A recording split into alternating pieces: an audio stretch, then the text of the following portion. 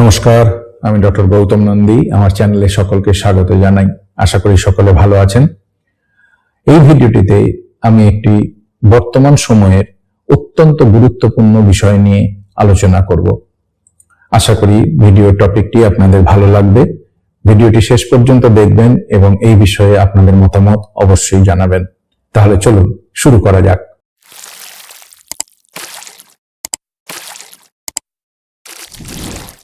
পাকিস্তানের সবচেয়ে জনবহুল শহর করাচি।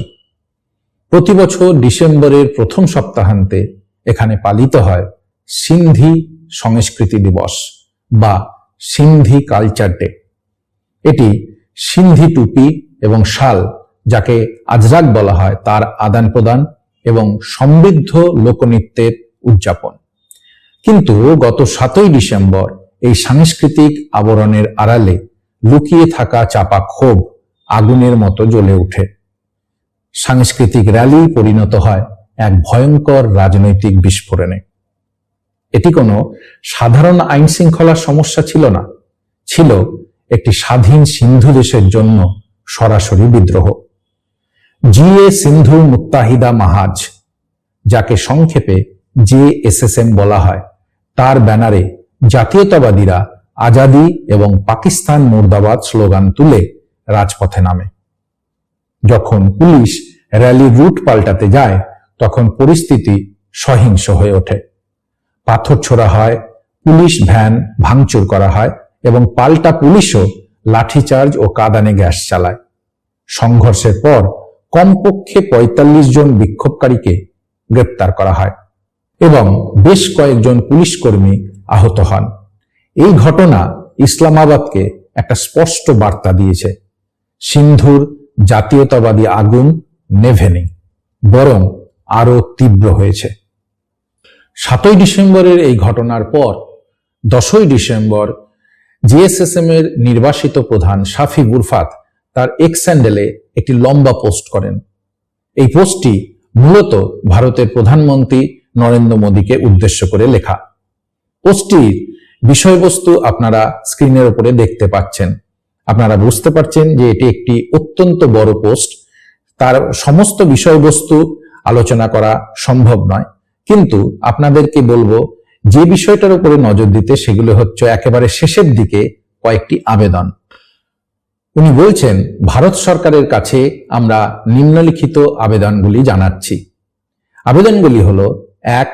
জাতিসংঘ, G20, জাতিসংঘ নিরাপত্তা পরিষদ, কোয়াড এবং ব্রিক্স সহ আন্তর্জাতিক মঞ্চে পাকিস্তানের চরমপন্থী শক্তির নিয়ন্ত্রণাধীন পারমাণবিক অস্ত্র ভাণ্ডারের বিষয়টি উত্থাপন করার জন্য। এরপরে 2 নম্বরে আছে আন্তর্জাতিক সম্প্রদায়ের সামনে পাকিস্তানের রাষ্ট্র সমর্থিত সন্ত্রাসবাদ ও উগ্রপন্থী চরমপন্থার বিষয়টি তুলে ধরার জন্য। 3. আন্তর্জাতিক আইন ও গণতান্ত্রিক নীতির আলোকে সিন্ধ জনগণের জাতীয় আত্মনিয়ন্ত্রণের শান্তিপূর্ণ সংগ্রামকে সমর্থন করার জন্য। 4. জোরপূর্বক গুম, নির্যাতন ও রাষ্ট্রীয় বর্বরতার বিরুদ্ধে আওয়াজ তুলে ধরে সিন্ধিদের মানবাধিকার রক্ষার পক্ষে অবস্থান নেওয়ার জন্য। 5. শান্তি, গণতন্ত্র ও সভ্যতাগত বহুত্ববাদে অঙ্গীকারবদ্ধ একটি স্বাভাবিক আঞ্চলিক অংশীদার হিসেবে সিন্ধকে স্বীকৃতি দেওয়ার জন্য। 6. পাকিস্তানের সামরিক নেতৃত্বের চরমপন্থী আদর্শের বিষয়টি তুলে ধরে সে দেশের পারমাণবিক স্থাপনাগুলির ওপর আন্তর্জাতিক তদারকির পক্ষে উদ্যোগ নেওয়ার জন্য। 7. ঐতিহাসিকভাবে সমগ্র অঞ্চলকে অস্থিতিশীল করে তোলা পাকিস্তানের ঔপনিবেশিক কাঠামোর মোকাবিলা করে দক্ষিণ এশিয়ায় স্থিতিশীলতা প্রতিষ্ঠায় ভূমিকা নেওয়ার জন্য। তিনি আরো বলেছেন, ভারতের কণ্ঠস্বরের ওজন রয়েছে, নৈতিক মর্যাদা ও বৈশ্বিক প্রভাবও রয়েছে। আপনার নেতৃত্ব লক্ষ লক্ষ নিরপরাধ মানুষের জীবন রক্ষা করতে পারে। আমরা যদি সময়টাকে কনসিডার করি, শাফি বুরফাতের করা এই আবেদন কিন্তু অত্যন্ত গুরুত্বপূর্ণ। কারণ গত মাসে অর্থাৎ নভেম্বর মাসে দিল্লিতে সিন্ধি সমাজ সম্মেলনে ভারতের প্রতিরক্ষা মন্ত্রী রাজনাথ সিং কিছু মন্তব্য করেছিলেন। তিনি বলেছিলেন, সভ্যতাগতভাবে সিন্ধু চিরকালই ভারতের অংশ ছিল। তিনি আরো বলেছিলেন, সীমানা তো পরিবর্তিত হতেই পারে, কে বলতে পারে কাল সিন্ধু আবার ভারতে ফিরে আসবে কিনা। তিনি এক্স্যাক্টলি কি বলেছিলেন চলুন একবার দেখে নিই। आज सिंध की भूमि मेरे बहनों भाइयों, यह भारत का हिस्सा भले ही न हो, लेकिन सभ्यतागत रूप से सिंध हमेशा भारत का हिस्सा रहेगा। और जहां तक जमीन की बात है तो बॉर्डर्स तो बदल सकते हैं, क्या पता कल को सिंध भारत में फिर से वापस आ जाए।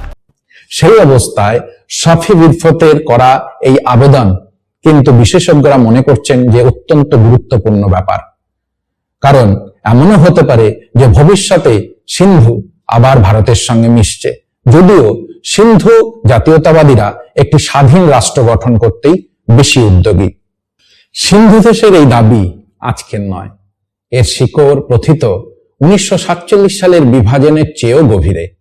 সিন্ধি জাতীয়তাবাদীরা বিশ্বাস করেন সিন্ধু হল প্রাচীন সিন্ধু সভ্যতা অর্থাৎ ইন্দাস ভ্যালি সিভিলাইজেশনের উত্তরসূরি, একটি স্বতন্ত্র জাতি যাকে পাকিস্তানের পাঞ্জাবি অধ্যুষিত কেন্দ্রীয় সরকার জোর করে উপনিবেশে পরিণত করেছে। সিন্ধুর মানুষ বিশ্বাস করে তাদের ভাষা, সংস্কৃতি এবং পরিচয়কে নিয়মতান্ত্রিকভাবে কোণঠাসা করা হচ্ছে। এই আন্দোলনের সূচনা হয় 1972 সালে জি.এম. শহীদের হাত ধরে, যখন পূর্ব পাকিস্তান বা বাংলাদেশ স্বাধীন হয়। পূর্ব পাকিস্তানের এই বিচ্ছেদ সিন্ধুদের মনে জন্ম দিয়েছিল যে পাঞ্জাবি আধিপত্যের অধীনে কোনো জাতিগোষ্ঠীর ন্যায্য স্থান নেই। জাতীয়তাবাদীদের অভিযোগের কেন্দ্রে রয়েছে অর্থনৈতিক শোষণ। সিন্ধুর প্রাকৃতিক সম্পদ যেমন গ্যাস, তেল এবং করাচির বন্দর থেকে আসা রাজস্ব অন্যান্য অঞ্চলের স্বার্থে ব্যবহার করা হয়।